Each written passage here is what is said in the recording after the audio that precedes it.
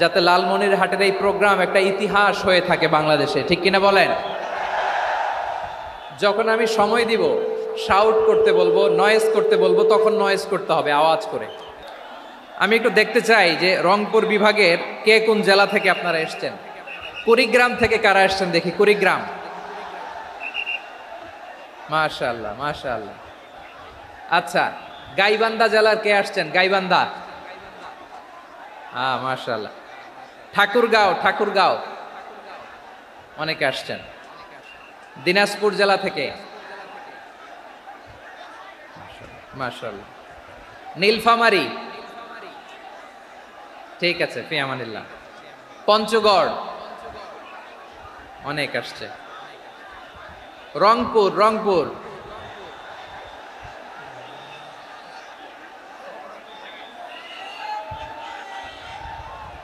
মাশাআল্লাহ মাশাআল্লাহ, ঠিক আছে। লালমনিরহাটের কারা দেখি? লালমনিরহাট,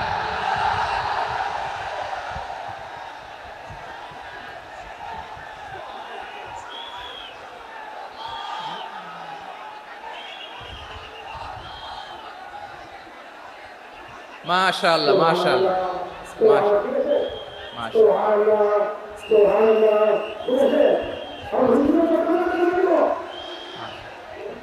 ঠিক আছে ঠিক আছে। আচ্ছা, এই রংপুর বিভাগের বাইরে থেকে অন্য জেলার কারা কারা আসছেন দেখি? তাও আছে অনেকে, মাশাআল্লাহ, ঠিক আছে ঠিক আছে। আজকের প্রোগ্রামে উপস্থিত আছেন প্রধান অতিথি হিসেবে অধ্যক্ষ আসাদুল হাবিব দুলু ভাই, সাংগঠনিক সম্পাদক বিএনপি, জাতীয় নির্বাহী কমিটির সভাপতি, জেলা বিএনপি লালমনিরহাট। বিশেষ অতিথি হিসেবে আমাদের অনেক ভাইরা এসছেন, সবাইকে শুকরিয়া জানাই। সভাপতিত্ব করছেন জনাব আব্দুল হাকিম।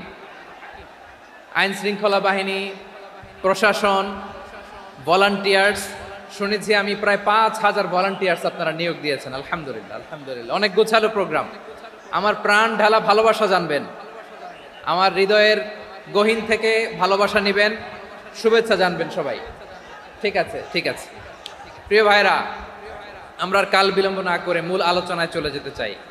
আজকে যে টপিকের উপর আমি কথা বলবো, টপিকটা হচ্ছে peaceful coexistence and communal harmony, শান্তিপূর্ণ সহাবস্থান এবং সাম্প্রদায়িক সম্প্রীতি। আমাদের বাংলাদেশে সাম্প্রদায়িক সম্প্রীতি আছে না নাই?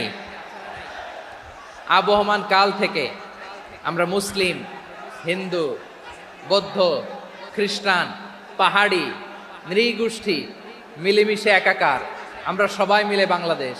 আওয়াজ করে বলেন ঠিক কিনা? আমাদের পারস্পরিক সম্প্রীতি, ভালোবাসা, সৌহার্দ্যপূর্ণ আচরণ, বোঝাপড়া, এটা বেশ মজবুত। তবে মাঝে মাঝে আমাদের এই সম্প্রীতির ভেতরে অনেকে ফাটল ধরাতে চায়। আমরা যে সুখে আছি, শান্তিতে আছি, এটা অনেকের ভালো লাগে না, ঠিক কিনা বলেন? আমাদের মধ্যে সাম্প্রদায়িক সম্প্রীতি, সৌহার্দ্যপূর্ণ আচরণ, ভালোবাসা, এটা আবহমান কাল ধরে আছে। তার প্রমাণ, আমরা তাফসিরুল মাহফিলের আয়োজন করলে আমাদের হিন্দু ভাইরা ডিস্টার্ব করে না, ঠিক কিনা? এবং আমি যদি বলি হাত তোলেন, হিন্দু ধর্মের কারা কারা এসেছেন, কত শত কত হাজার যে হাত উঠবে, আপনি অবাক হয়ে যাবেন। আমি চাচ্ছি না হাত উঠাতে। খুলনাতে সর্বশেষ যে আমি প্রোগ্রাম করে গেলাম, সেখানে কয়েকশ হিন্দু ভাই আসছে আমাদের আলোচনা শুনতে, আলহামদুলিল্লাহ। অনেক বৌদ্ধরা আসে, অনেক খ্রিস্টানরা আসে। এবার সফরেও অনেক হিন্দু ভাইরা আমার সাথে দেখা করেছে। তারা বলেছে, হুজুর আমরা আপনার আলোচনা শুনি, আলহামদুলিল্লাহ বলেন।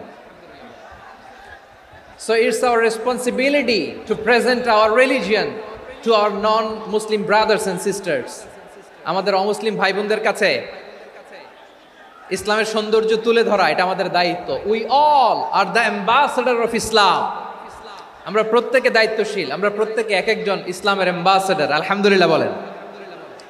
এজন্য এমনভাবে দ্য বিউটি অফ ইসলাম, ইসলামের সৌন্দর্য আমাদেরকে ফুটিয়ে তুলতে হবে, যাতে করে নন মুসলিমরা শাহাদা পড়ে, কালিমা পড়ে মুসলমান হয়ে যায়। অনেক নন মুসলিম ভাই বোন আমাদের হাতে শাহাদা পড়ে, কালিমা পড়ে মুসলমান হয়েছে, অনেক।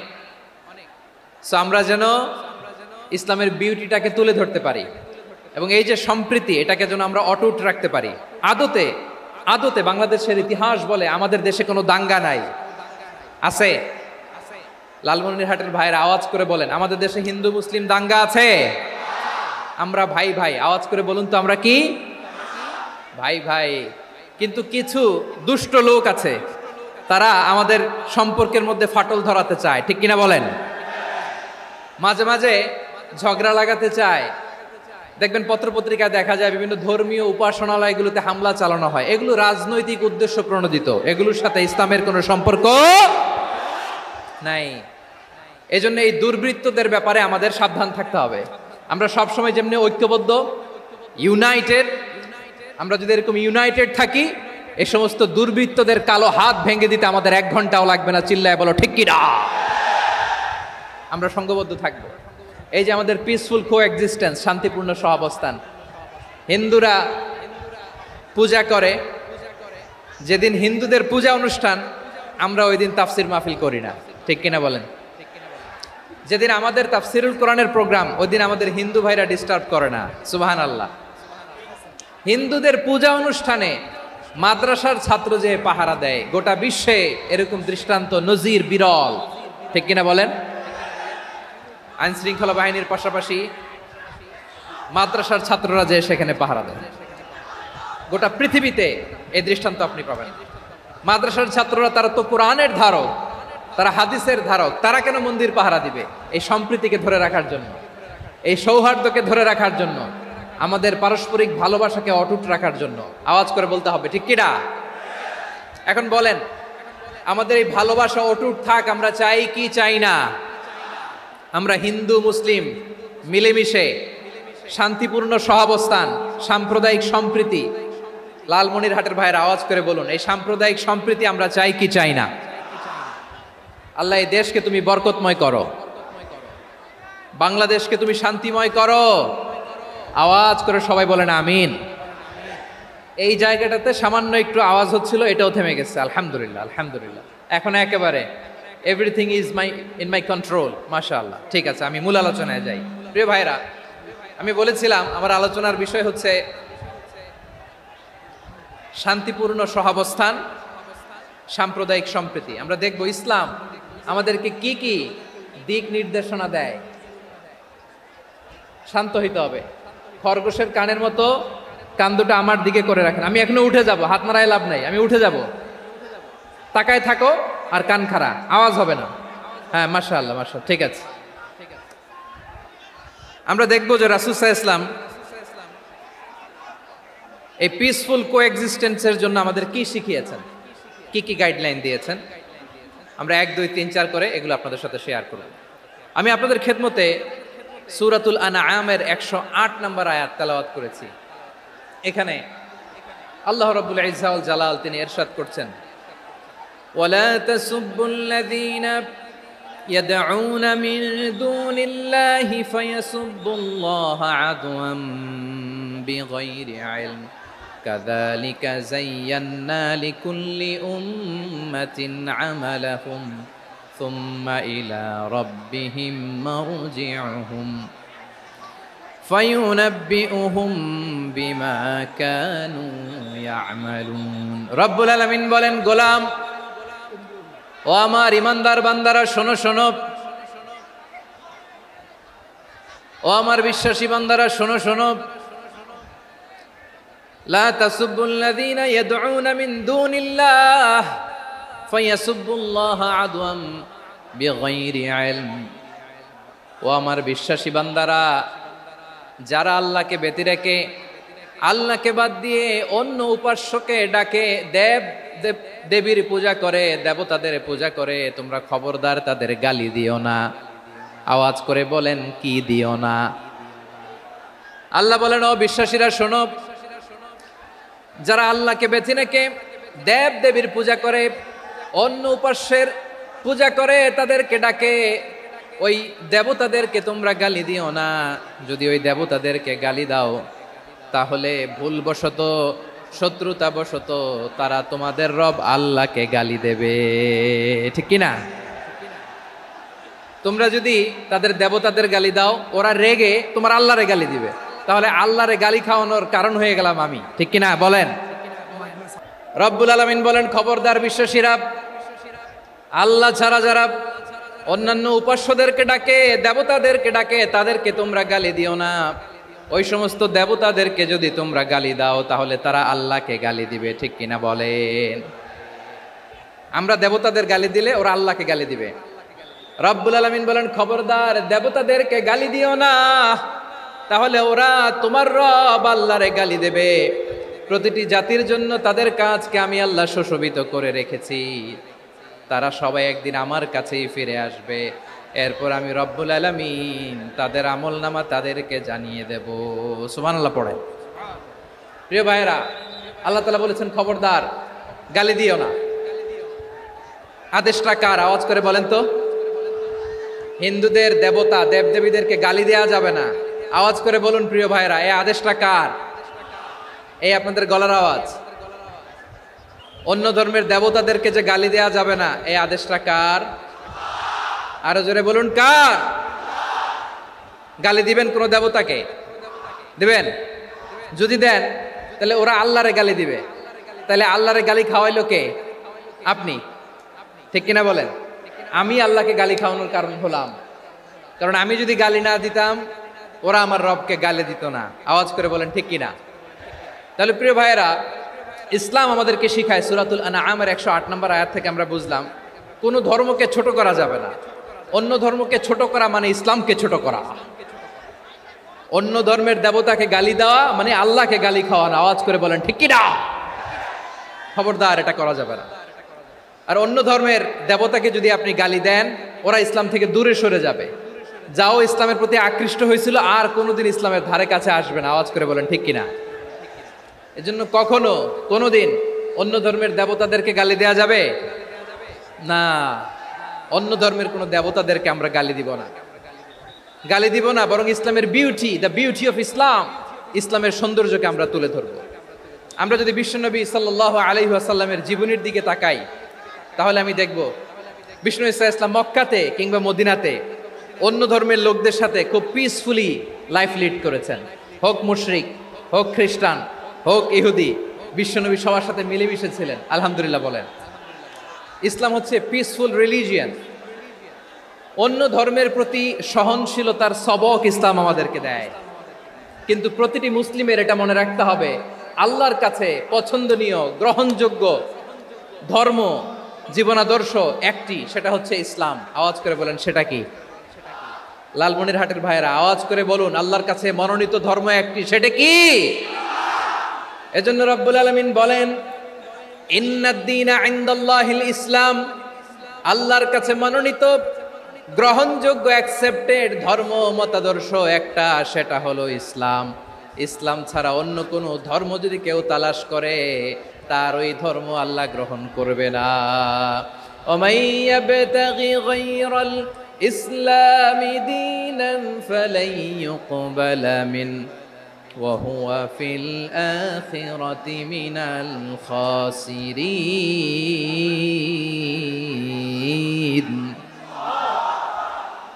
Whoever seek anything except Islam, that won't be accepted from him, and he will be loser in the day of judgment. কিয়ামতের দিন ইসলাম ছাড়া কেউ যদি অন্য কোনো ধর্ম তালাশ করেছে দুনিয়াতে, তার এই মতাদর্শ গ্রহণ করা হবে না। and he will be loser, সে হবে লুজার, ক্ষতিগ্রস্ত। হাই হাই কোম্পানির ম্যানেজার, ওর আমও শেষ, সালাও শেষ। আওয়াজ করে বলেন ঠিক কি না? এজন্য ইসলাম পেয়ে আমরা খুশি না বেজার? প্রত্যেক নামাজ শেষে আমরা আল্লাহরে বলি, আল্লাহ রাদিতু বিল্লাহি রাব্বা ওয়া বিল ইসলামি দীনা ওয়া বি মুহাম্মাদিন নাবিয়ান ওয়া রাসূলা। ও আল্লাহ, তোমারে রব হিসেবে পেয়ে আমরা খুশি। ও আল্লাহ, ইসলামকে ধর্ম হিসেবে পেয়ে আমরা খুশি। বিশ্বনবীকে আমাদের রাসূল পেয়ে আমরা খুশি। ঠিক কিনা বলেন? ইসলাম ছাড়া অন্য কোনো ধর্ম আমরা গ্রহণ করব না। ঠিক কিনা বলেন? আল্লাহর কাছে অ্যাকসেপ্টেড রিলিজিয়ান একটা, সেটা ইসলাম। তো বিশ্বনবী সাল্লাল্লাহু আলাইহি ওয়াসাল্লাম মক্কাতে কিংবা মদিনাতে খুব পিসফুলি এক্সিস্ট করেছেন, যে কোনো ধর্মের সাথে মিলেমিশে চলেছেন। তার প্রমাণ আমরা যদি রাসূল সাল্লাল্লাহু আলাইহি ওয়াসাল্লামের বায়োগ্রাফির দিকে তাকাই তাহলে দেখব তিনি মুশরিকদের সাথে পিস ট্রিটি করেছেন, শান্তি চুক্তি, পিস ট্রিটি, পিস এগ্রিমেন্ট। আপনারা হুদাইবিয়ার সন্ধির নাম শুনেছেন? আমার লালমনিরহাটের কলিজার টুকরা ভাইয়েরা, হুদাইবিয়ার সন্ধির নাম আপনারা শোনেন নাই? ষষ্ঠ হিজরিতে বিষ্ণু ইসা ইসলাম মুশরিকদের সাথে এই ট্রিটি করেছেন, চুক্তি। কাদের সাথে?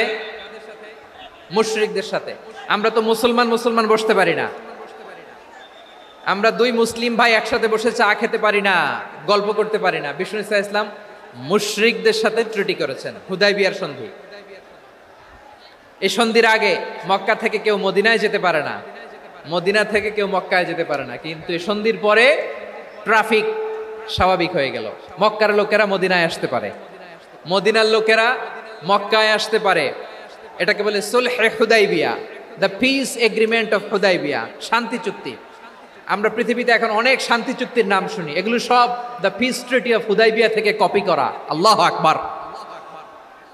তাহলে বিশ্বনবী সাল্লাল্লাহু আলাইহি সাল্লাম তিনি যে শান্তিপূর্ণ সহাবস্থানে বিশ্বাসী ছিলেন, মুসলমানেরা যে অন্য ধর্মের প্রতি সহনশীল, তার প্রমাণ হচ্ছে এই পিস ট্রিটি।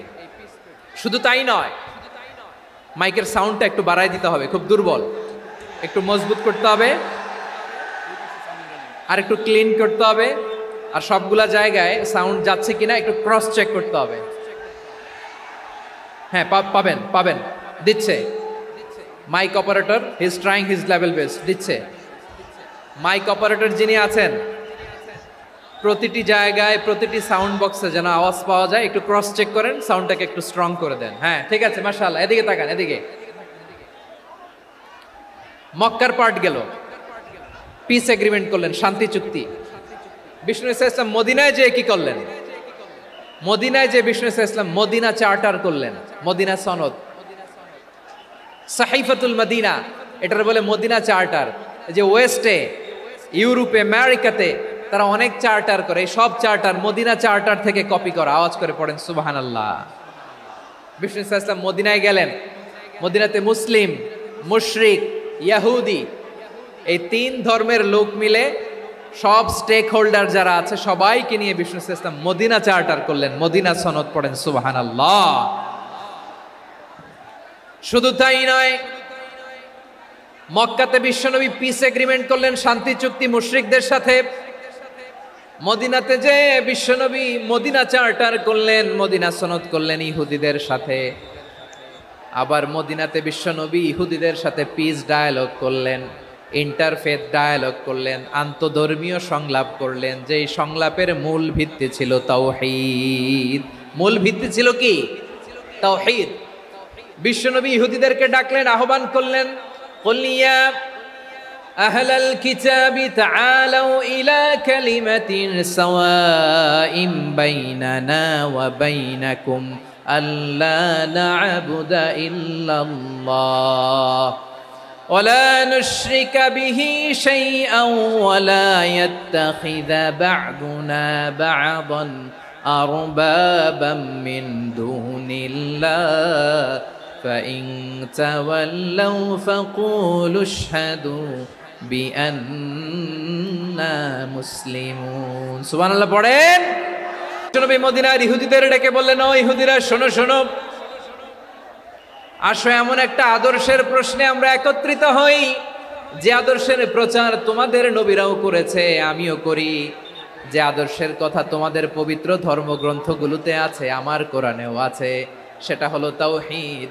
আমরা এক আল্লাহ ছাড়া কারো ইবাদত করব না, আল্লাহর সাথে কাউরে শরীক করব না, আল্লাহ ছাড়া কাউরে রব মানব না। পড়েন সুবহানাল্লাহ। তাহলে আমার প্রিয় লালমনিরহাটের ভাইরা, মদিনাতে যে তিনি মদিনা চার্টার করলেন, মদিনা সনদ, পিস ডায়ালগ করলেন, শান্তির সংলাপ,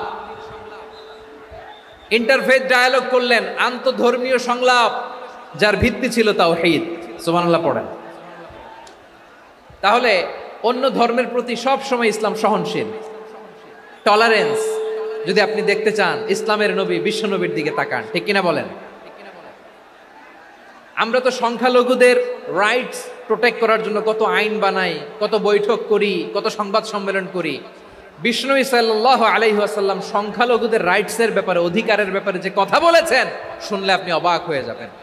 বিশ্বনবী বলেন, আলা মান যালামা মুআহাদান আও ইনতাকাসাহু আও কাল্লাফাহু ফাওকা তাআতিহি আও কাল্লাফাহু ফাওকা তাকাতিহি আও আখাযা মিনহু শাইআন বিগাইরি তিবি নাফসিন ওয়া আনা হাজিজুহু ইয়াউমাল কিয়ামা। খবরদার, জেনে রাখো, কেউ যদি কোনো সংখ্যালঘুর উপরে অত্যাচার করে, কোনো সংখ্যালঘুর প্রাপ্য থেকে যদি কেউ কাউকে ঠকায়, সংখ্যালঘুর উপর যদি কেউ কষ্ট দেয়, কোনো সংখ্যালঘুর সম্পদ যদি কেউ জোর করে কেড়ে নেয়, আমি কিয়ামতের দিন বিশ্বনবী ওই সংখ্যালঘুর পক্ষে আর ওই মুসলমানদের বিপক্ষে বাদী হয়ে দাঁড়াবো।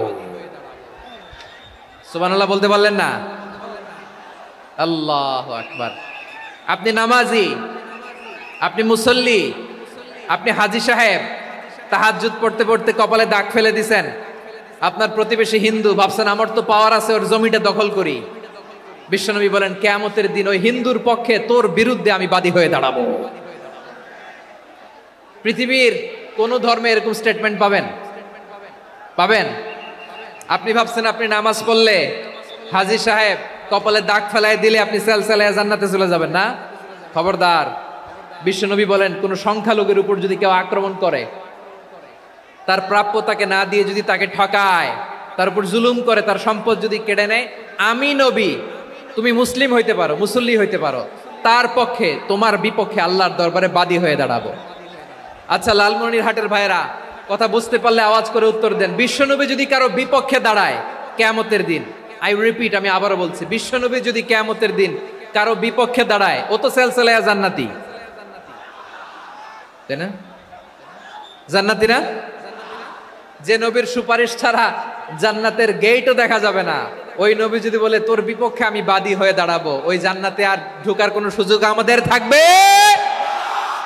এখানেই শেষ না আমার প্রিয় লালমনিরহাটের ভাইয়েরা, এখানেই শেষ নয়। বিশ্বনবী বলেন মান কাতালা মুআহাদান, বুখারীর বর্ণনা, মান কাতালা মুআহাদান লাম ইয়ারাহ রাইহাতাল জান্নাহ। কেউ যদি, কোনো মুসলিম যদি অন্যায়ভাবে কোনো সংখ্যালঘুকে হত্যা করে, কোনো হিন্দুকে হত্যা করে, কোনো বৌদ্ধরে হত্যা করে, অন্যায়ভাবে কোনো মুসলিম যদি কোনো সংখ্যালঘুরে হত্যা করে, জান্নাতে যাওয়া তো দূরের কথা, ওই মুসলিম জান্নাতের ঘ্রাণও পাবে না। সেই বুখারীর বর্ণনা, মান কাতালা মুআহাদান লাম ইয়ারাহ রাইহাতাল জান্নাহ ওয়া ইন্না রিহাহা লা ইউজাদু মিন মাসিরাতি 40 আমা। যে জান্নাতের ঘ্রাণ 40 বছর দূরের রাস্তা থেকেই পাওয়া যায়। সুবহানাল্লাহ পড়েন। প্রিয় ভাইরা, এখান থেকে জান্নাতে পৌঁছতে লাগবে 40 বছর। এত দূর, কত বছর? সবাই বলেন কত বছর? এখান থেকে জান্নাতে পৌঁছতে লাগবে 40 বছর। এত দূরে থাকতেই জান্নাতের ঘ্রাণ আপনার নাকে এসে ধাক্কা মারবে। বিশ্বনবী বলেন যে ব্যক্তি কোন সংখ্যালঘুকে হত্যা করে, জান্নাতের ঘ্রাণ তো পাবেই, জান্নাতে তো ঢুকতে পারবেই না, জান্নাতের ঘ্রাণও তার নাকে লাগবে না। পড়েন নাউযুবিল্লাহ। তাহলে সংখ্যালঘুদের ব্যাপারে ইসলামে অধিকার দেয়া আছে না নাই? লালমনিরহাটের ভাইয়ের আওয়াজ করে বলেন, আমার সংখ্যালঘু হিন্দু ভাইদের রাইটস, অধিকার আমাদের ইসলামে প্রোটেক্টেড আছে না নাই? এখানেই শেষ না। বিষ্ণু ইসলাম আপনার অমুসলিম প্রতিবেশীর সাথে ভালো আচরণ করতে বলেছে। আমাদের হয় না এটা মুসলিম পাড়া, ওটা বৌদ্ধ পাড়া, হয় না? অনেক সময় হয় না এটা আমাদের মুসলিম পাড়া, ওইটা হিন্দু পাড়া, এরকম আছে না নাই? লালমনিরহাটে নাই না? আছে? হিন্দু যদি আপনার প্রতিবেশী হয় কি করবেন? ওরে কষ্ট দিবেন নাকি? কেন? ও তো হিন্দু, ও তো আমার আল্লাহরে ডাকে না, ওরে কষ্ট দিলে জায়েজ হবে না? খবরদার। বিষ্ণু ইসলাম বলেন মান কানা ইউমিনু বিল্লাহ ওয়াল ইয়াউমিল আখির ফালিউকরিম জারাহ। যে আল্লাহ বিশ্বাস করে আর আখিরাতে বিশ্বাস করে, সেজন্য প্রতিবেশীর সাথে ভালো আচরণ করে। সুবহানাল্লাহ। কলিজা জুড়ায় যায় না আমার নবীর কথাগুলো শুনলে? যে আল্লাহ বিশ্বাস করে, যে আখিরাতে বিশ্বাস করে, সেজন্য প্রতিবেশীর সাথে ভালো আচরণ করে। এখানে বলছে মুসলিম প্রতিবেশী বলছে, নামাজি প্রতিবেশী বলছে, আল্লাহওয়ালা প্রতিবেশী বলছে না। প্রতিবেশী আস্তিক হোক নাস্তিক হোক, প্রতিবেশী মুমিন হোক মুশরিক হোক, প্রতিবেশী হইলেই তার সাথে ভালো আচরণের দরকার আছে না নাই? আমার প্রিয় লালমনিরহাটের ভাইয়েরা, বিষ্ণু ইসা ইসলাম ওনার ইহুদি প্রতিবেশীদের দেখাশোনা করতেন। আওয়াজ না শোনা যাক, আমারও তো দেখা যায়, তাকায় থাকেন, তাকায় থাকলে সওয়াব হবে। কোরআনের কথা যেখান থেকে হয় এদিকে তাকায় থাকলেই বরকত। তাকায় থাকেন। জি জি, মাইক, আমি তো আর মাইক ঠিক করতে আসি না এদিকে, এই মাইক ঠিক করব, ওই মাইক ঠিক করব, ওদিকে পাইলট বলবে হুজুর চলে আসেন। জি বসুন, বসুন, মাশাআল্লাহ। হ্যাঁ, খুব শান্ত, ঠিক আছে। পুলিশ ভাইরা না খেয়ে দিনরাত আপনারা যাতে সুশৃঙ্খল একটা প্রোগ্রাম উপহার পান এটাই চেষ্টা করতেছে, আপনাদেরকে কষ্ট দিতে আসে নাই, একটু একটু সহযোগিতা করেন। জি মাশাআল্লাহ, হ্যাঁ ঠিক আছে। আমার প্রিয় ভাইরা, প্রতিবেশী আস্তিক হোক নাস্তিক হোক, মুসলিম হোক হিন্দু হোক, তার সাথে ভালো আচরণ করতে হবে। বিষ্ণু ঈসা ইসলাম ওনার ইহুদি প্রতিবেশীর বাসায় যেতেন। কোন প্রতিবেশী? ইহুদি। আওয়াজ করে বলেন, কোন প্রতিবেশী? ইহুদি। এক ইহুদি কিশোর বিষ্ণু ঈসা ইসলামের খেদমত করতে, ইহুদি ছেলে আমার নবীর খেদমত করতো, তারা ছিল নবীর প্রতিবেশী। তো অনেক দিন হয় ইহুদি ছেলেটা আসে না। বিষ্ণুনবী খোঁজ দিলেন, ঘটনা কি? একটা ইহুদি ছেলে না আমার খেদমতে আসতো, ছেলেটা কই? খোঁজ নিয়ে জানলেন ছেলেটা অসুস্থ। বিষ্ণু ঈসা ইসলাম ওই ইহুদির বাড়িতে চলে গেলেন ওই ছেলেটাকে দেখা করার জন্য, ভিজিট করার জন্য। সুবহানাল্লাহ পড়বেন না? গেলেন, যে দেখে ইহুদি ছেলেটা মুমূর্ষ, জান জান যায় যায় ভাব, বিছানায় পড়ে আছে, তার বাবা দাঁড়ানো। বিশ্বনবী তার মাথার পাশে বসলেন, মাথায় হাত বুলিয়ে দিলেন, আর ছেলেটাকে বললেন আসলিম, হে ইহুদি ছেলে আসলিম, ইসলাম ধর্ম গ্রহণ করো। তো ছোট্ট ছেলে ভাবে আমরা ইহুদি, এখন ইসলাম ধর্ম গ্রহণ করলে আব্বা যদি বকা দেয়, ফানাযারা ইলা ওয়াজহি আবি, ছেলেটা তার বাবার চেহারার দিকে তাকালো, দেখি আব্বা কি কয়। আব্বা যদি বলে তাইলে ইসলাম ধর্ম গ্রহণ করবে। ইহুদি ছেলেটা তার বাবার দিকে যখন তাকালো, ওর বাবা বলে আতি আবুল কাসিম, আবুল কাসিম যা বলে তাই করো। আবুল কাসিম হচ্ছে বিষ্ণু ঈসা ইসলামের একটা কুনিয়াত, উপনাম। আমার রাসূলের বড় ছেলের নাম ছিল কাসেম। যেমন দেখবেন আমাদের এলাকায় কারো ছেলের বড় ছেলের নাম যদি হয় আব্দুল্লাহ, এরা আব্দুল্লাহর বাপ বলে ডাকে। কারো বড় মেয়ের নাম যদি হয় ফাতেমা, এরা কি ডাকে? ফাতেমার বাপ বলে না? তো বিষ্ণু ঈসা ইসলামের বড় ছেলের নাম ছিল কাসেম। ইহুদি বাবা বলল আতি আবুল কাসেম, আবুল কাসেম যা বলে তাই শোনো, মানে মোহাম্মদ যা বলে তাই শোনো। এই কথা শুনে ছেলে সাহস পাইছে, ছেলে আবার পড়তে আরম্ভ করলো আশহাদু আল্লাহ ইলাহা ইল্লাল্লাহ ওয়া আশহাদু আন্না মুহাম্মাদার রাসূলুল্লাহ, পড়েন আল্লাহু আকবার। বিশ্বনবীর আহ্বান শুনে ওই আহ্বানে সাড়া দিয়ে ইহুদি ছেলে শাহাদা পড়ে মুসলমান হয়ে গেল। তার হৃদয়টারে ইমানের নূর দিয়ে আলোকিত করে দিল কে? প্রিয় ভাইরা, এবার রাসূল সাল্লাল্লাহু আলাইহি ওয়াসাল্লাম বের হয়ে আসলেন ঘর থেকে, আর বললেন আলহামদুলিল্লাহিল্লাযী আনকাযাহু মিনান নার, প্রশংসা সে আল্লাহর যে আল্লাহ জাহান্নামে চলে যাচ্ছিল প্রায় এমন একটা লোককে মুহূর্তের মধ্যে কালেমায়ে শাহাদাতের বদৌলতে জান্নাতি বানায় দিলেন। আওয়াজ করে পড়েন সুবহানাল্লাহ। এই হাদিস থেকে আমরা কি শিখলাম? What is the moral of the story? এক নম্বর স্টোরি হলো, প্রতিবেশী ইহুদি হোক হিন্দু হোক, যাবেন, সুসম্পর্ক রাখবেন, উপহার দিবেন, বিপদে পাশে দাঁড়াবেন, তাইলেই তো আপনাদের প্রতি, মুসলমানদের প্রতি তারা আকৃষ্ট হবে, ঠিক কিনা বলেন? আপনি যদি হিন্দুদের সাথে বৌদ্ধদের সাথে নাই মিশেন, নাস্তিকের কাছে নাই যান, তো ইসলামের সৌন্দর্যটা ওরা বুঝবে কেমনে? আমার অনেক হিন্দু পরিচিত ভাই আছে, ওরা আমাদের ইফতারির প্রোগ্রামে এসে একসাথে ইফতারি করে। অনেক মদখোর আমার সাথে বসে একসাথে ডিনার করে, হাফ প্যান্ট পরা, গলায় স্বর্ণের চেইন, হাতে স্বর্ণের ব্রেসলেট, আইসা আমার সাথে ডিনার করছে, আছে এরকম।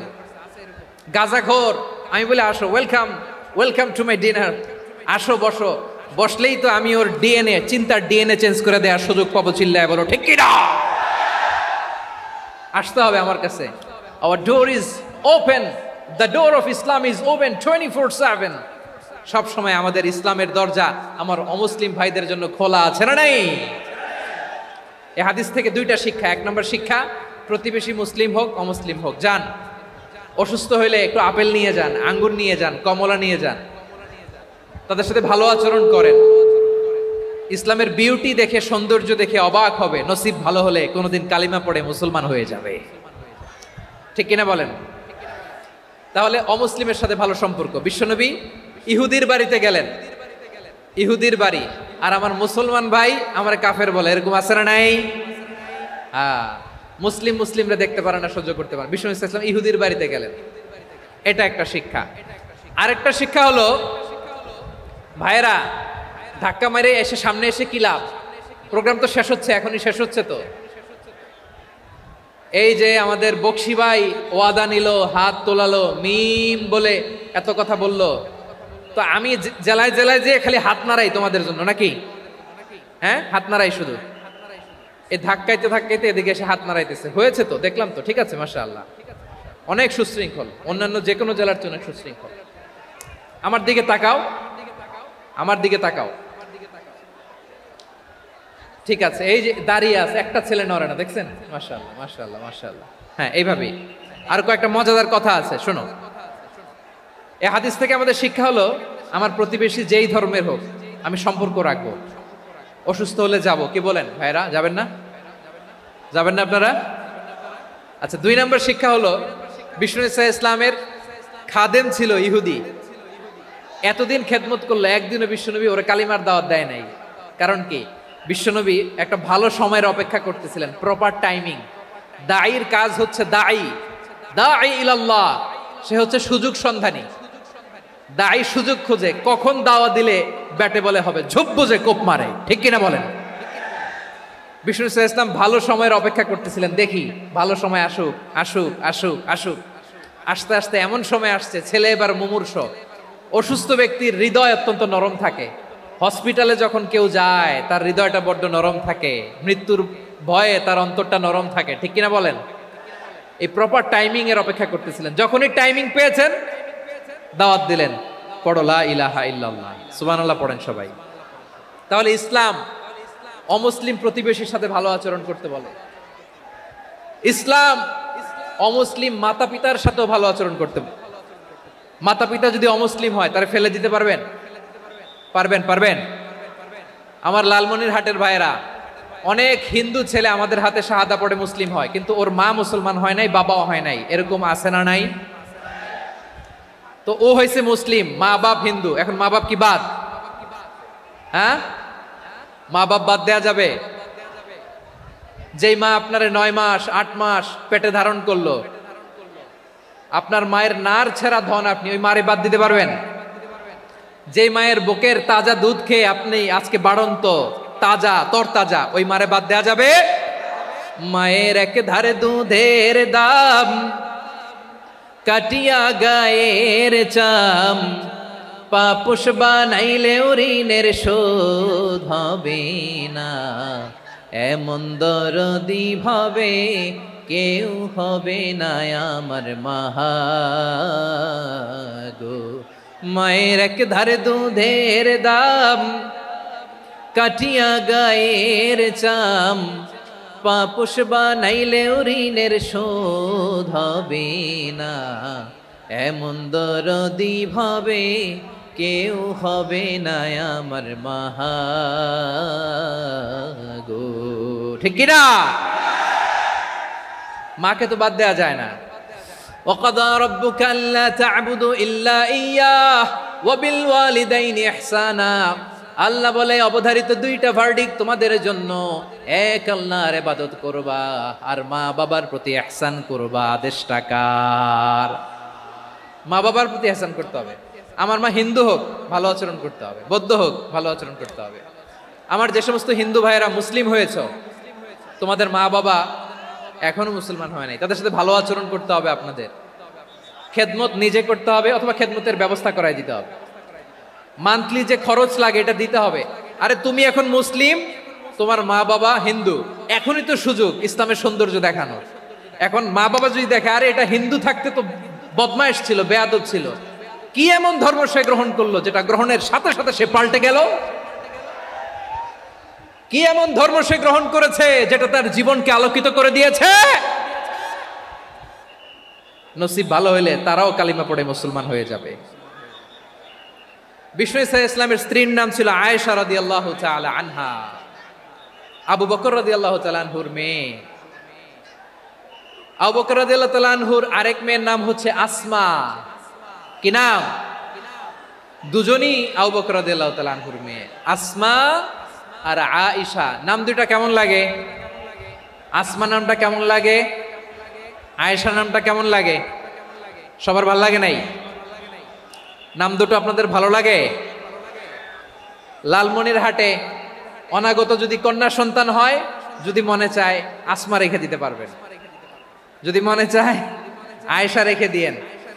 দেশে বিদেশে এয়ারপোর্টে রাস্তাঘাটে শুধু বলে হুজুর একটা নাম দেন, আমার ছেলের একটা নাম দেন, মেয়ের একটা নাম দেন। তো আমার মনে আছে যশোরের আদ্দিনের মাহফিলে আমি একটা দুইটা নাম দিয়েছিলাম।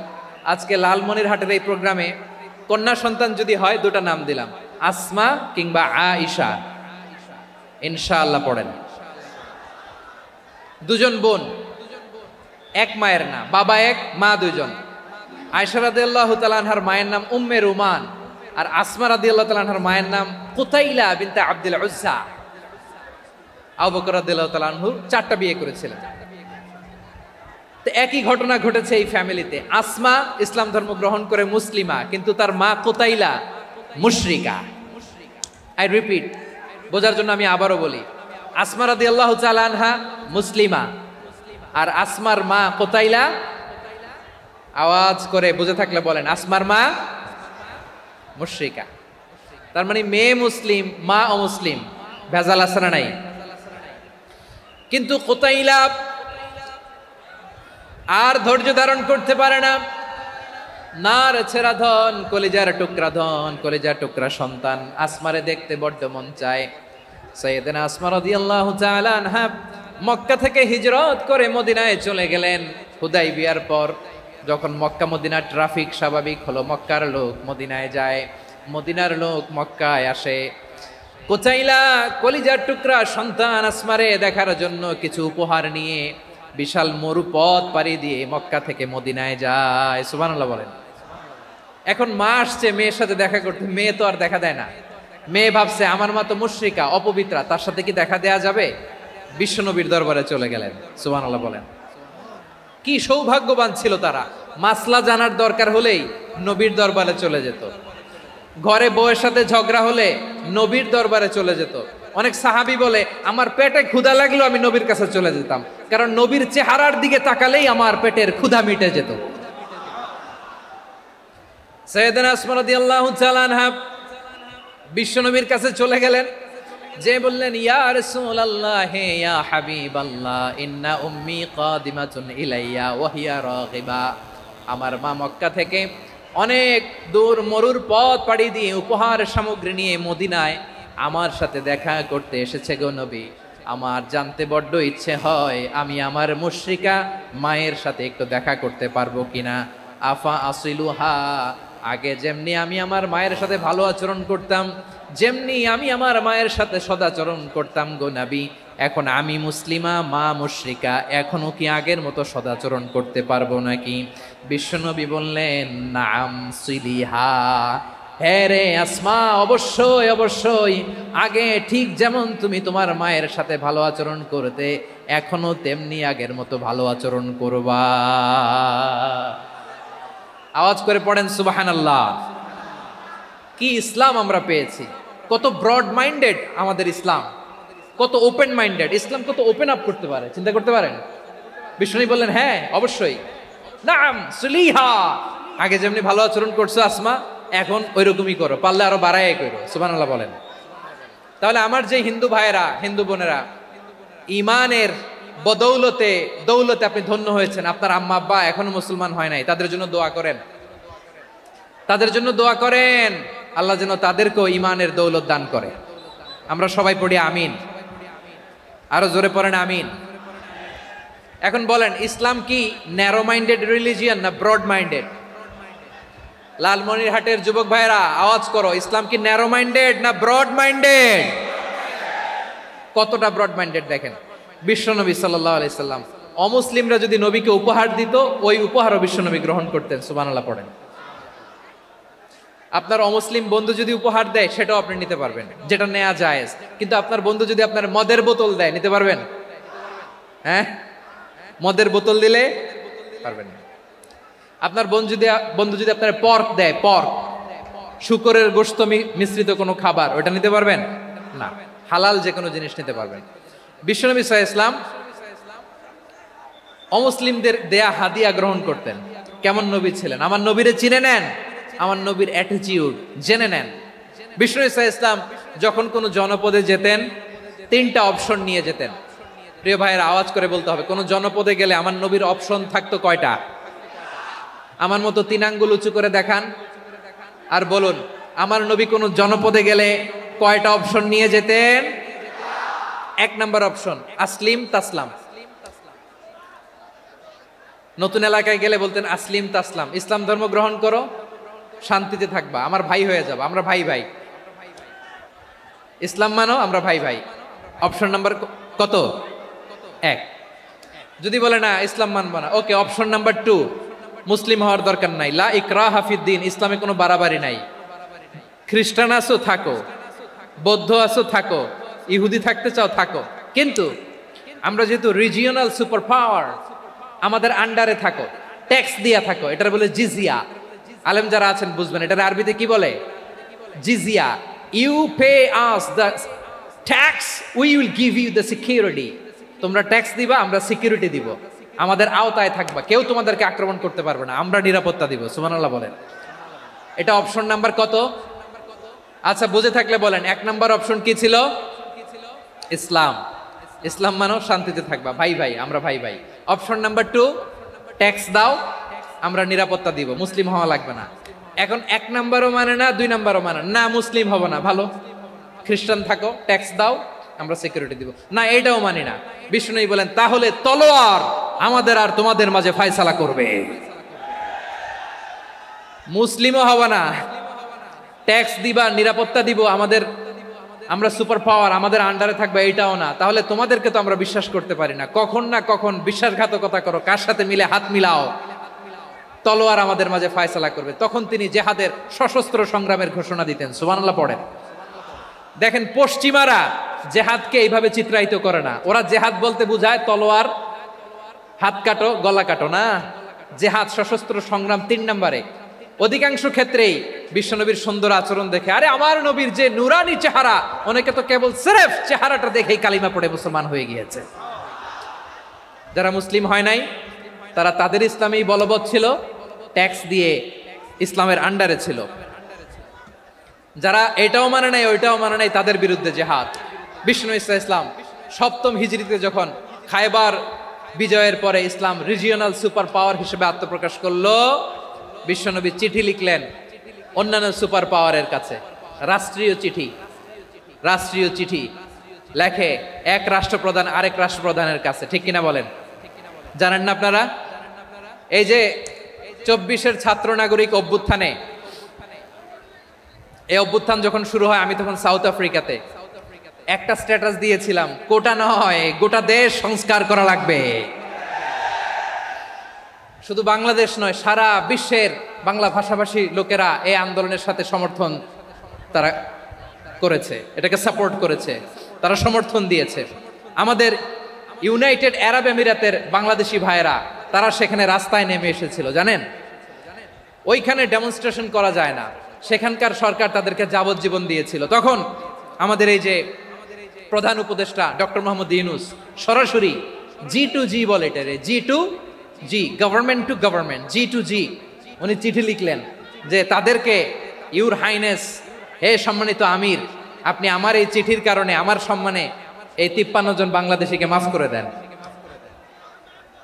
এই চিঠির বদৌলতে বেকসুর খালাস পেয়ে গিয়েছিল আমাদের ভাইরা। জানেন না এই ঘটনা আপনারা? তাহলে গভর্নমেন্ট টু গভর্নমেন্ট চিঠি দেওয়া হয়।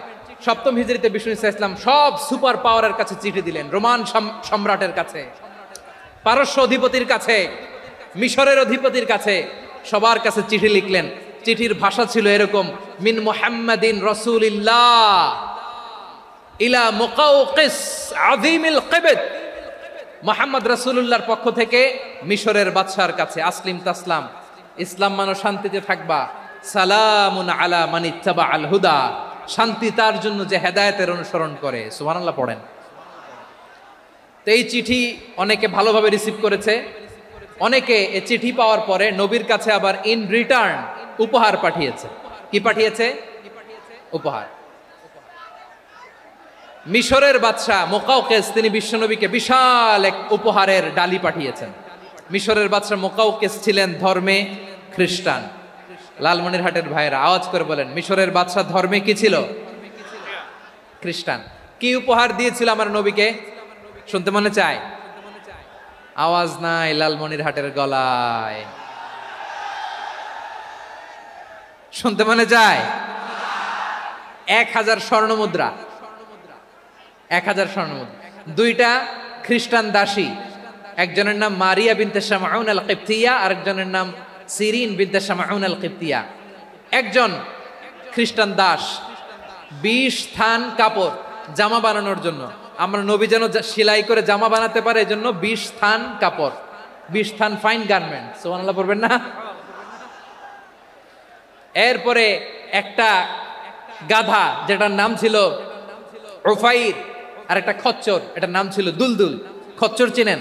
গাধা আর ঘোড়ার ক্রসিং এ যে প্রাণীটা দুনিয়াতে আসে ওটার খচ্চর বলে। তো এই যে সুপার পাওয়ার, খ্রিস্টান বাদশার কাছে নবী চিঠি লিখলেন, ওই খ্রিস্টান বাদশা আমার নবীকে উপহার দিল, বিশ্বনবী এই উপহারগুলো সানন্দে গ্রহণ করেছেন। সুবহানাল্লাহ পড়বেন না? তাহলে অমুসলিম কেউ যদি আপনাকে উপহার দেয়, হালাল উপহার হলে আপনি গ্রহণ করতে পারবেন। অনুরূপভাবে পারস্যের বাদশা, রোম সম্রাট বিশ্বনবীকে উপহার পাঠিয়েছেন, আমার নবী সবগুলো উপহার গিফট গ্রহণ করেছেন। সুবহানাল্লাহ বলেন। তাহলে প্রিয় লালমনিরহাট, আওয়াজ করে বলুন, ইসলাম কি ন্যারো মাইন্ডেড রিলিজিয়ন না ব্রড মাইন্ডেড? আম্মাজান আয়েশার কাছে মাসালা জানতে চায় মেয়েরা, হে আম্মাজান, অগ্নি উপাসকেরা তাদের ঈদের দিন নওরোজের সময় আমাদেরকে পাখি দেয়, নেওয়া যাবে? উনি বললেন, ওরা জবাই করে দিলে নেওয়া যাবে না, কিন্তু ওরা যদি ফলমূল এরকম খাবার দেয় এগুলো নেওয়া যাবে। তার মানে অমুসলিমদের দেয়া উপহার এটা গ্রহণ করা যায়। সুবহানাল্লাহ বলেন। শুধু তাই নয়, বিষ্ণু ঈসা ইসলাম অমুসলিমদের সাথে আর্থিক লেনদেনও করেছেন, ফিনান্সিয়াল ডিলিং করেছেন। অমুসলিমদের সাথে প্রয়োজনে আপনি ফিনান্সিয়াল ডিলিং করতে পারবেন। আমরা প্রায় দেখি বাজারের মিষ্টির দোকানগুলো আমার হিন্দু ভাইদের। লালমনিরহাটে মিষ্টির দোকান, দইয়ের দোকান কারা চালায়? হিন্দুরা চালায় না? তারপরে যে বারবার শপ, চুল কাটে যে নাপিত, অধিকাংশ নাপিতের দোকানে কারা? আমার হিন্দু ভাইরা। তা আপনি চুল কাটতে পারবেন কিনা? পারবেন কিনা বলেন? পারবেন। তার দোকান থেকে দই মিষ্টি কিনতে পারবেন কিনা?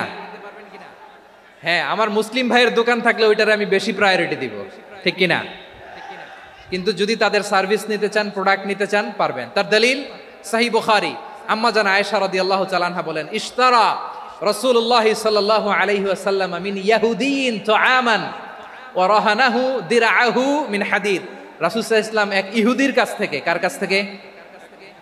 সবাই বলে নাই, কার কাছ থেকে?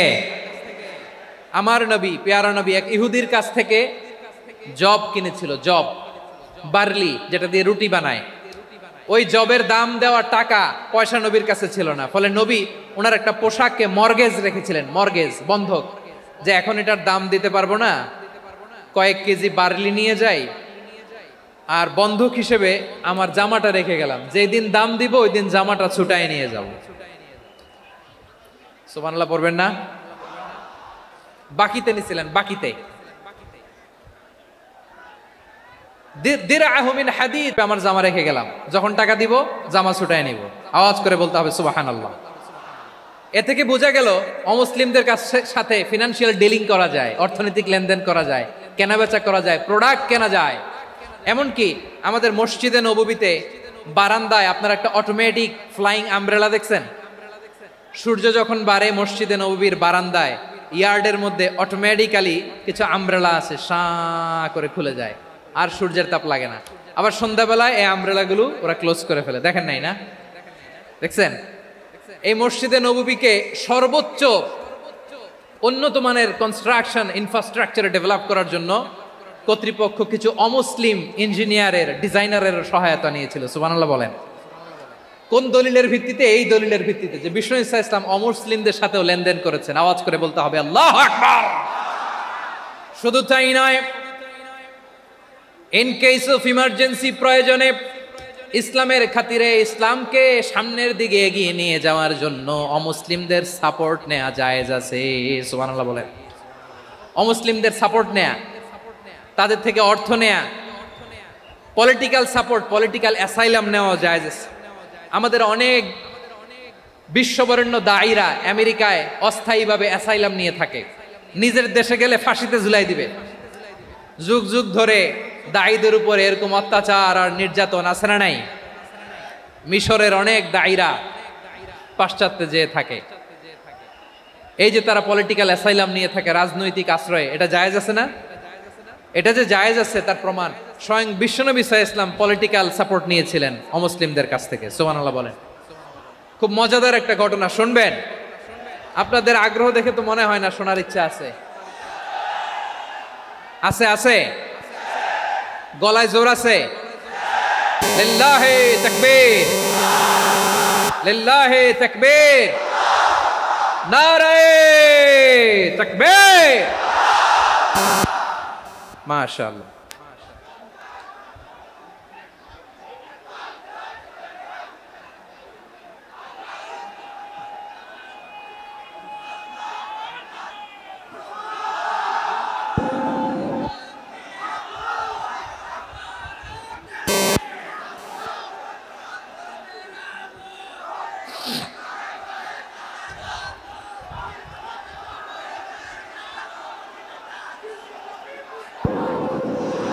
মাশাআল্লাহ মাশাআল্লাহ। থামুন থামুন আমার ভাইরা, বিশ্বনবীর বয়স তখন প্রায় 51 বছর। কত বছর? বিশ্বনবীর সবচেয়ে কাছের মানুষ খাদিজা রাদিয়াল্লাহু তাআলা আনহা ইন্তেকাল করেছেন। বিশ্বনবী বড্ড কষ্ট পেলেন, হৃদয়টা ভেঙে খান খান। যিনি ঘরের ভেতরে বিশ্বনবীকে সান্ত্বনা দিতেন, ভালোবাসা দিতেন, বাইরে গেলে কুরাইশরা বকাঝকা করে, অত্যাচার করে, কিন্তু আম্মাজান খাদিজা রাদিয়াল্লাহু তাআলা আনহা ঘরটারে এমন শান্তির নীড় বানায় রেখেছেন, এই ঘরের ভিতরে ঢুকলে বিশ্বনবীর কলিজাটা ঠান্ডা হয়ে যেত। এজন্য রব্বুল আলামিন বলেন, খাদিজা, ও আমার বান্দি খাদিজা, জান্নাতে এমন স্পেশাল একটা ঘর আমি তোমার জন্য রেডি করে রেখেছি। ওই ঘরের মধ্যে কোনো আওয়াজ নাই, ওই ঘরের মধ্যে কোনো নয়েজ নাই, ওই ঘরে কোনো বিশৃঙ্খলা নাই। কারণ মক্কার জমিনে আমার নবী কুরাইশদের বিশৃঙ্খলা, নয়েজ আর ঝামেলাগুলোকে উপেক্ষা করে যখন তোমার ঘরের ভিতরে ঢুকতো, ঘরটারে তুমি শান্তির নীড়, ঠান্ডা, নীরব, নিস্তব্ধ, নিঝুম আর শান্তির নীড় বানিয়ে রেখেছো। এজন্য জান্নাতে স্পেশাল একটা শান্তির নীড় আমি তোমারে উপহার দেব। ওই প্রিয়তমা স্ত্রী খাদিজা ইন্তেকাল করলেন, বিশ্বনবীর হৃদয় ভেঙে খান খান। আবার ওনার চাচা আবু তালেব ইন্তেকাল করলেন, যিনি পলিটিক্যাল শেল্টার দিতেন নবীকে। কে দিতেন? আবু তালেবের ভয়ে, বিশ্বনবীর এই চাচার ভয়ে কোনো মুশরিক নবীর গায়ে হাত দেওয়ার সাহস পায় নাই। এখন স্ত্রীও নাই, চাচাও নাই, নবীকে আশ্রয় দেওয়ার কেউ নাই। নবীর চারদিকে অন্ধকার, নবী এখন কই যাবেন?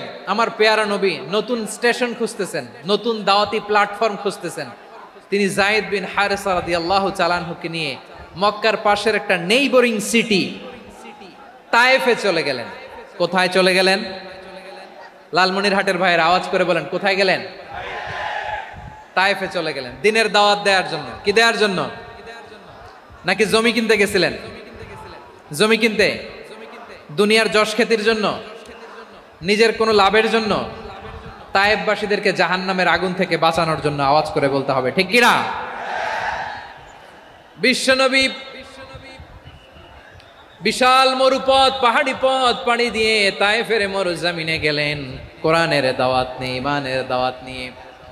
কিন্তু তায়েফের লোকেরা বিশ্বনবীর দাওয়াতকে শুধু প্রত্যাখ্যান করেই থামে নাই, তারা বিশ্বনবীর সাথে অত্যন্ত খারাপ আচরণ করেছে।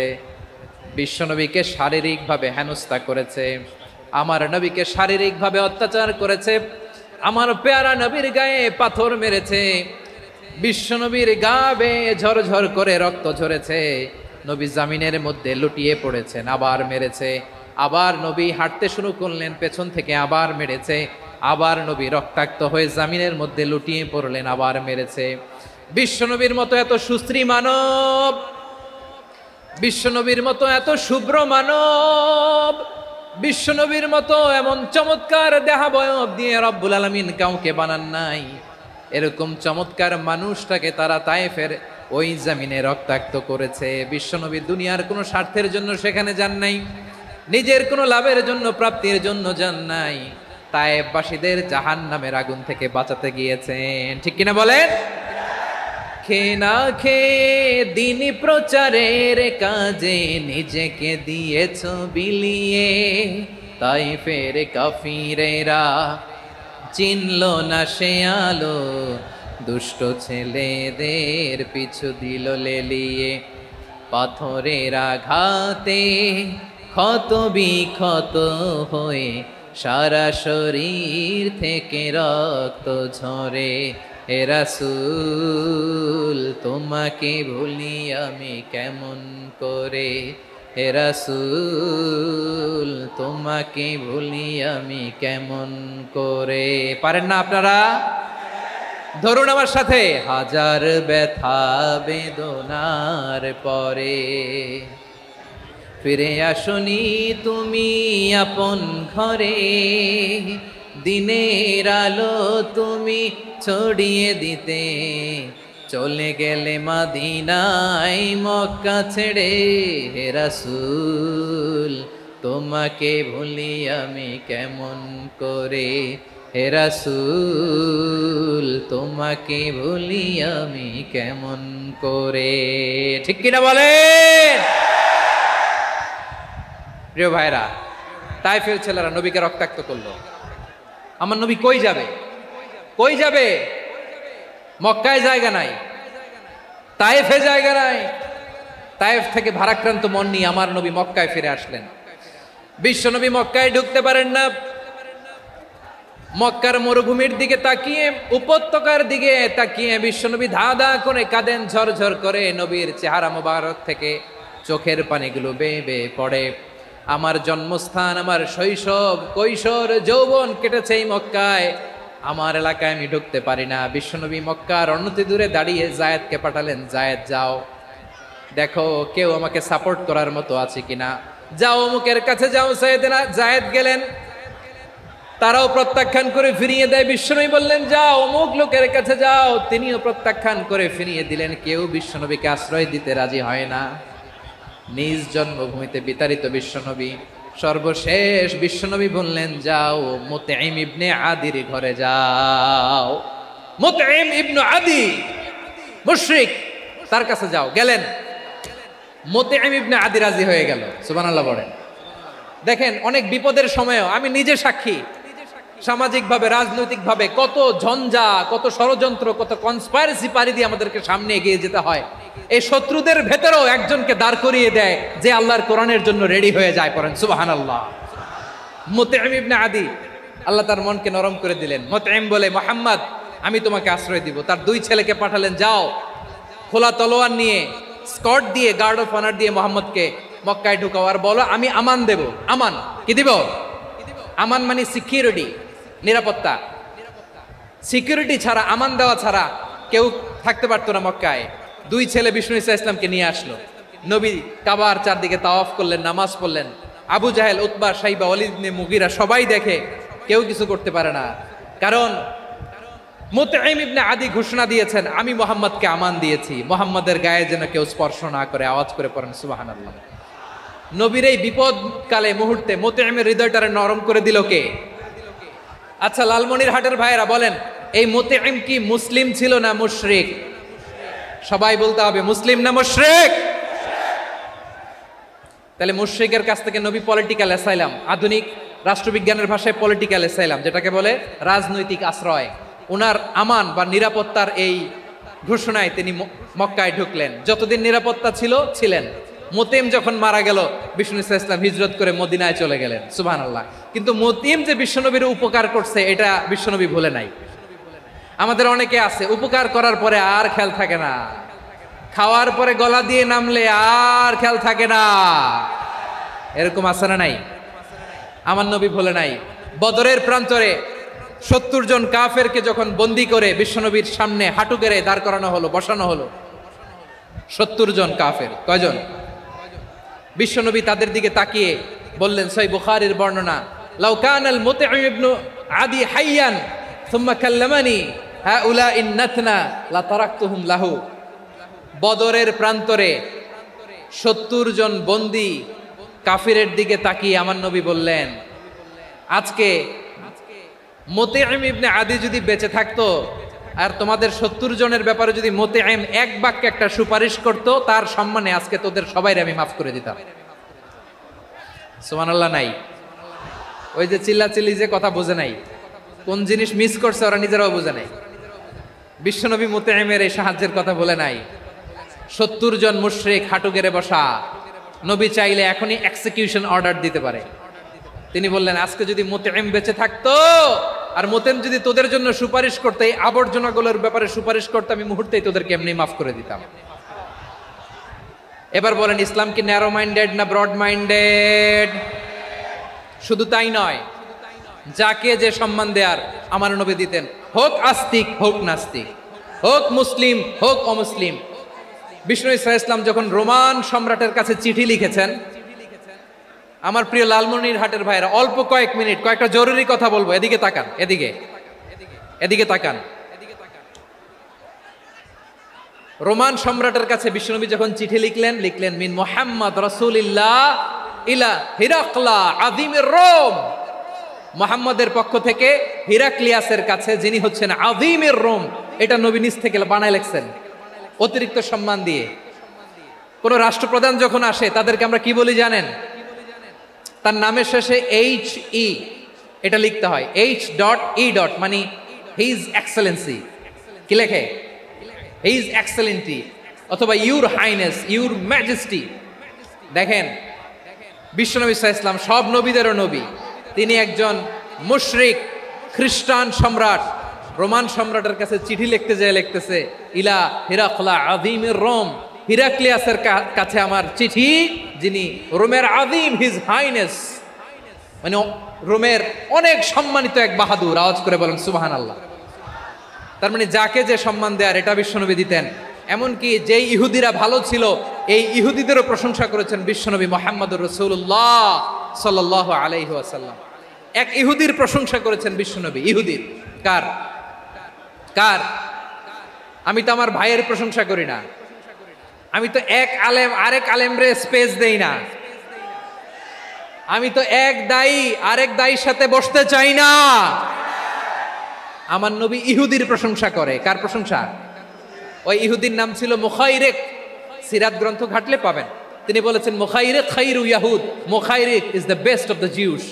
জুইশদের মধ্যে সে সবচেয়ে ভালো। কেন প্রশংসা করলেন তার? এর কারণ মদিনা চার্টারে কথা ছিল সব ধর্মের মুসলিম মুশরিক ইহুদিরা মিলে মদিনাকে রক্ষা করবে।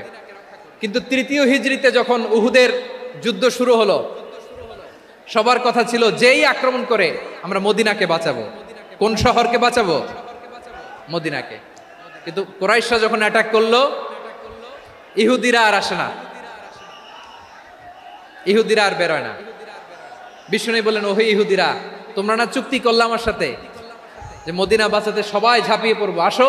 একটা ইহুদিও বেরোয় না, কেউ আসে নাই সেদিন, একজন ছাড়া। তার নাম মুখাইরেক। তার নাম কি?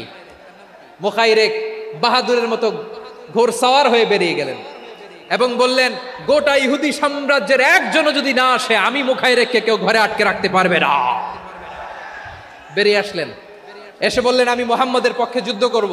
আমি মারা গেলে আমার সম্পদ আমার উত্তরাধিকারীরা পাবে না, আমার সম্পদ তোমরা মুহাম্মদকে দিয়ে দিবা। সুবহানাল্লাহ বলেন। উহুদের ময়দানে 70 জন মুসলমান শহীদ হলো।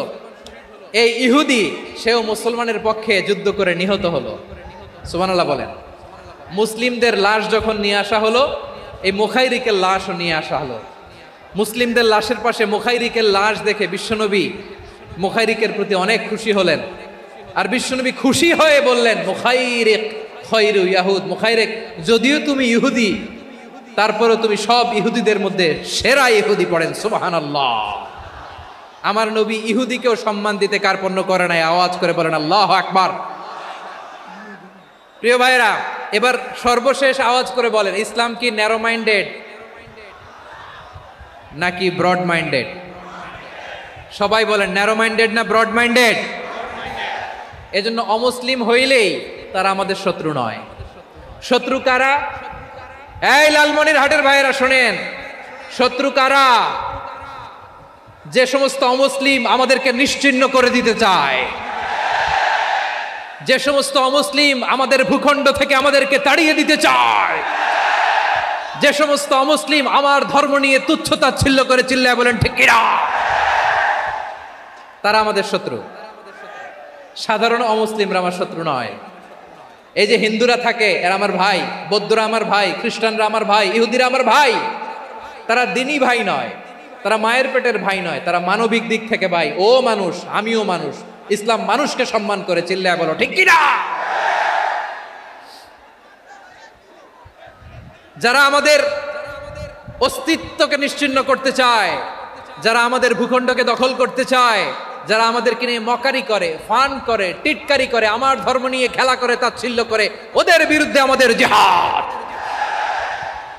সাধারণ মুসলিম আমাদের শত্রু নয়। আপনি জানেন নিউ ইয়র্কে, আমি তো নিউ ইয়র্কে ছিলাম অনেকদিন, ওখানে ফিলিস্তিনিদের পক্ষে যখন আমরা মিছিল করেছি, অনেক ইহুদি আমাদের সাথে মিছিলে দাঁড়িয়েছে। কারণ ওরাও জানে এই ভূখণ্ড ফিলিস্তিনিদের ভূখণ্ড। আওয়াজ করে বলো লালমনিরহাট ঠিক কিনা। ইসরায়েলের রাজধানী খোদ তেল আবিবে অনেক ইহুদিরা বেঞ্জামিন নেতানিয়াহু তার বিরুদ্ধে মিছিল করেছে। তো তারা কি আমাদের শত্রু? না। অনেক খ্রিস্টান আমাদের সাথে, আমাদের স্বার্থ রক্ষায় আমাদের পাশে দাঁড়িয়েছে। খেয়াল রাখবেন, হিন্দু আর হিন্দুত্ববাদ এক নয়, ইহুদি ধর্ম আর জায়নিজম এক নয়। জায়নিজমের বিরুদ্ধে আমাদের সংগ্রাম, আমাদের জেহাদ, চিল্লায় বলেন ঠিক কিনা। এই যে ফিলিস্তিনের ভাইয়েরা, তারা তাদের স্বাধীনতা সংগ্রামের জন্য লড়াই করছে, করে যাচ্ছে, আমরা এটাকে সমর্থন জানাই, চিল্লায় বলো ঠিক কিনা। কাশ্মীরের ভাইয়েরা স্বাধীনতার জন্য সংগ্রাম করছে, আমরা সেই সংগ্রামকে সমর্থন জানাই, আওয়াজ করে বলো ঠিক কিনা। যারাই আমাদের ইসলামকে নিশ্চিহ্ন করতে চায় তাদের বিরুদ্ধে আমাদের সংগ্রাম, আওয়াজ করে বলতে হবে ঠিক কিনা। ওই সমস্ত দুর্বৃত্তদের সাথে আমাদের কোনো সম্পর্ক নাই। আমরা যদি ঐক্যবদ্ধ থাকতে পারি, ওই দুর্বৃত্তরা চান্স পাবে না। আমরা ঐক্যবদ্ধ থাকতে রাজি আছি। লালমনিরহাটের ভাইয়েরা, আমরা ঐক্যবদ্ধ থাকলে ওই দুর্বৃত্তদের কালো হাত ভেঙে দিতে আমাদের সময় লাগবে না। তাদের কালো হাত ভেঙে দিতে রাজি আছে মুসলমান? কারা কারা রাজি? দু হাত তুলে দেখাও।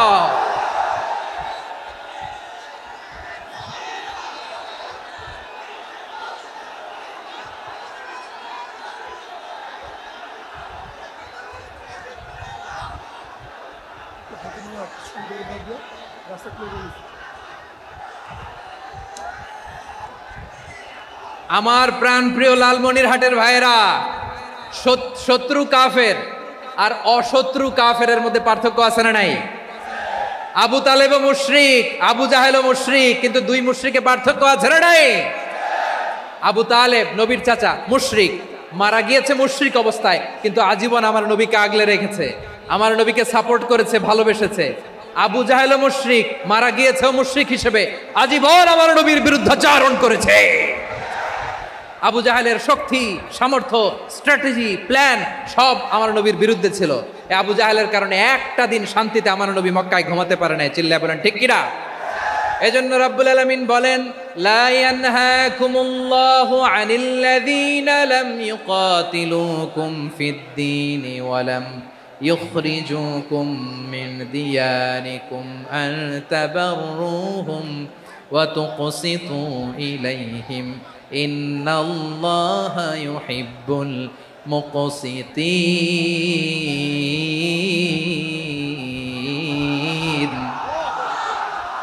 আল্লাহ বলে, গোলামেরা শোনো শোনো, যে সমস্ত অমুসলিম তোমাদের সাথে ধর্মযুদ্ধে লিপ্ত হয় না, তোমাদের বিরুদ্ধে যে সমস্ত অমুসলিম অস্ত্র ধরে না, যে সমস্ত অমুসলিম তোমাদেরকে তোমাদের জন্মস্থান থেকে, ভূখণ্ড থেকে তাড়িয়ে দেয় না, তাদের সাথে ভালো আচরণ করতে আমি আল্লাহ নিষেধ করি নাই।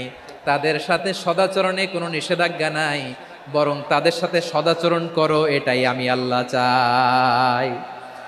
তাহলে আমার যে অমুসলিমরা আমাদের সাথে শত্রুতা করে না, তুচ্ছতাচ্ছিল্য করে না, আমাদের ভূমি থেকে আমাদেরকে উচ্ছেদ করতে চায় না, আমাদের বিরুদ্ধে অস্ত্র ধরে না, ওই অমুসলিম ভাইদের সাথে আমাদের কোনো দ্বন্দ্ব আছে? কোনো বিরোধ আছে? বরং আছে ভালোবাসা। বরং আছে কি?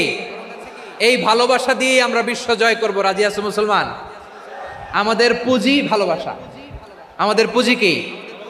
এবার আওয়াজ করে বলেন আমার এই পুরো আলোচনা থেকে, the religious coexistence, peaceful coexistence, শান্তিপূর্ণ সহাবস্থান, কমিউনাল হারমোনি, এই সাম্প্রদায়িক সম্প্রীতি, এই আলোচনা থেকে কি বুঝলেন? ইসলাম কি ন্যারো মাইন্ডেড না ব্রড মাইন্ডেড? এই ব্রড মাইন্ডেড হৃদয় নিয়ে ভালোবাসা দিয়ে আমরা বিশ্ব জয় করতে চাই। রাজি আছেন? আল্লাহ কবুল করুক, আমরা সবাই পড়ি আমিন।